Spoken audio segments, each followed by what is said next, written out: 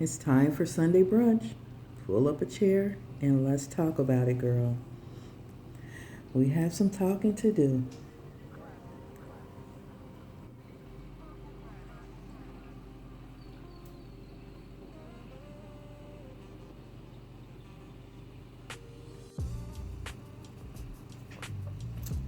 Girl, come on. Pull up a chair. This is your home, girl. Once again. Um, so this conversation is a real conversation for women who are navigating marriage, midlife, and new beginnings. And although this conversation is geared towards women, my sisters, my brothers, we hold space for you as well.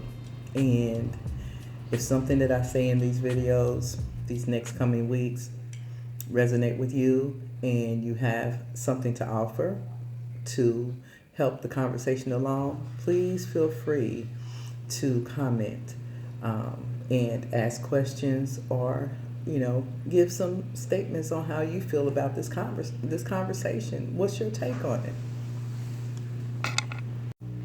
So let's talk about it real quick. This series that I'm going to be doing for the next 6 weeks or more came after a conversation I've had with many women. As you all may know or remember, that I am a transformation coach. So I talk to women, all different lifestyles, ages, circumstances, races, creeds, religions. And one thing that I have noticed is that women who are getting married after like the age of 40 and some 50, they are having difficulty navigating the marriage, being a wife, but also still being a mother of adult children. The majority of them have adult children and they're trying to navigate that. How am I going to be a loving, devoted wife to my husband, but also hold space for my adult children and still be their mother, and not try to make the two collide or make the two instantly become, this great combination, right? Because in the grand scheme of things, it does not always happen that way. So I talk to women about that because they're trying to navigate that. How do I put my husband first in my life and in my household and hold space for him? That's extremely important. But also, how do I navigate making sure that my children understand and know that I am still their mother and I am still available to them? It's not an easy road. It's not. And I've heard so many different takes on it and so many different stories about it. And I want to come and just present this conversation because I am a woman who I've been married before, but my marriage now, I got married later in life. After the age of 50.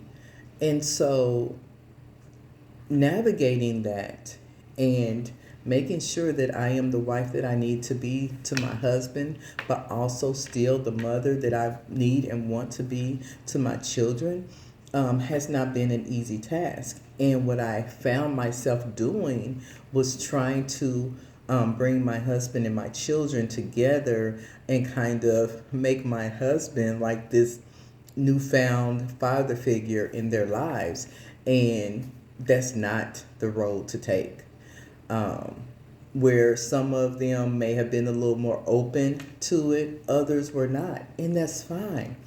But I wanted this, because this is my man. I'm happy. I found joy. I found happiness. I found love. And because I found this, why isn't everyone else as happy as I am? Why aren't they as joyful as I am that, I found this love, and why are they not feeling, as expressive as I am and overjoyed about it, right? That is not reality. And so we have to come to the understanding that when, these things, these relationships happen, it takes time and it has to authentically happen. It has to happen organically, right? We can't force it. So, why do we feel guilty even in that when our grown children begin to build lives of their own, right? So they have, these things that they're doing on their own, and we're not necessarily incorporated in that. A lot of times we don't know what they have going on.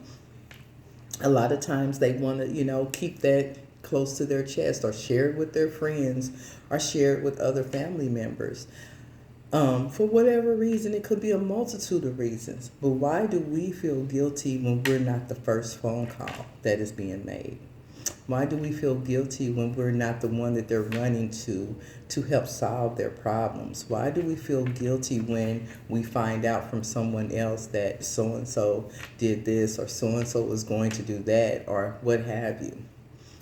As a mother, I can understand that we feel like we should be the first line of defense or the first person our child comes to with good news and celebratory news and things like that. But girl, that does not always happen, especially when they are grown. They have their own group of friends. They may be in a committed relationship or have a boyfriend, what have you. There are other people in their lives that they are sharing information with, right? So we have to let go of that guilt of feeling like we should be the ones on the front line all the time, knowing everything that is going on. It's just not reality. So when you take a look around in your house, have you looked around in your house after getting married and realized that your husband wasn't the one that made the difference in whatever dynamic is going on in your family life? It is the silence. It is that empty chair that is sitting there where, during the holidays where maybe your kids are not coming, to holiday gatherings because they have different plans. They have other friends. They have a significant other. They have a husband whose family they want to go and spend time with. So the silence is the heavy thing for most of us to have to work through. That empty nest grief, the holiday expectations, missing being needed. That is a huge one for a lot of mothers. We miss being needed. Our children are adults. We have given them tools. They have gone through life experiences where they are now able to stand on their own and make certain decisions and move through life. They don't need us for everything, right? And so we miss getting those phone calls, all hours of the night, or when there's a problem, Mom, can you help me with this? This is going on. We miss being needed. We need to figure out how to fill that space and that void with something else, something that serves us, right? And that missing being needed combined with that quiet space, the quiet in the house, that becomes uncomfortable for a lot of us because we're not used to it. We're not used to the quiet. We're not used to not being called upon. We're not used to not hearing what's going on. So think of this. Maybe you're not grieving your children not being around or grieving that loss of that relationship that was so close knit. Maybe you're grieving the version of yourself that they no longer need. Right? So here's my challenge to you. I want you to do something this week with your husband without apologizing for it, right? Because now you're building this new life for yourself. It doesn't mean that you're pushing anyone out. They're invited to come along, right? But you have to build a life for yourself just as they are. So do something with your husband this week that is going to bring you joy. All right. Now, let's take these points that I made. Let's think about them. Let's move forward. And here's a toast to making room for joy without feeling guilty. Let's toast, y'all.